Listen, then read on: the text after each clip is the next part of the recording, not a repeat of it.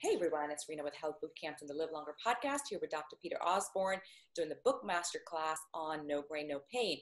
And this is chapter 3, pain caused by grainflammation. Dr. Osborne, is there a connection between grains and inflammation, and what is it?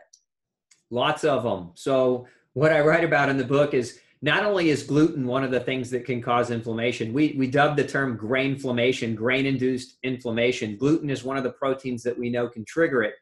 But there are 4 other classes of proteins that I write about in the book that are commonly found in grains that have nothing to do with gluten. As an example, there's a family of proteins called ATIs, amylase trypsin inhibitors. These proteins actually shut down the pancreas.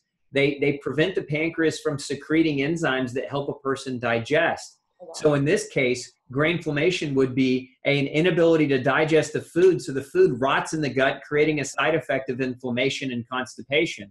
So that's an example of grainflammation caused by grain that's not caused by gluten. One of the other examples I can give you is the mycotoxins. Grains are very high in mycotoxins. These are toxins produced by mold. They're not the same thing as mold. Mold is a living thing, whereas a mycotoxin is, think of it as an exhaust byproduct of mold. But mycotoxins suppress the immune system. They can upregulate certain components of the immune system, creating an inflammatory response, and they're highly linked to cancer. So one of the biggest dietary sources of mycotoxin is grain consumption. So those are just 2 examples of many examples I talk about in the book on grainflammation, where the components or elements of grain can actually lead to an inflammatory response systemically in a person's body. And you've, of course, I'm sure have studies where you've proven that someone who had a very high C-reactive protein test went off grains and was able to bring those numbers down. Do you see that often? Yeah, we see it quite often. CRP, C-reactive protein, we see it with ESR, erythrocyte sedimentation rate.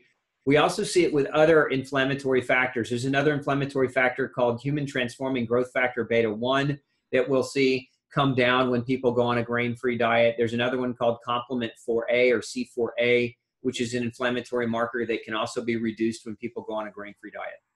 And as I keep hearing over and over again, inflammation is the cause of pretty much every big disease out there, from heart to diabetes, etc. So getting your inflammation under control obviously makes a lot of sense.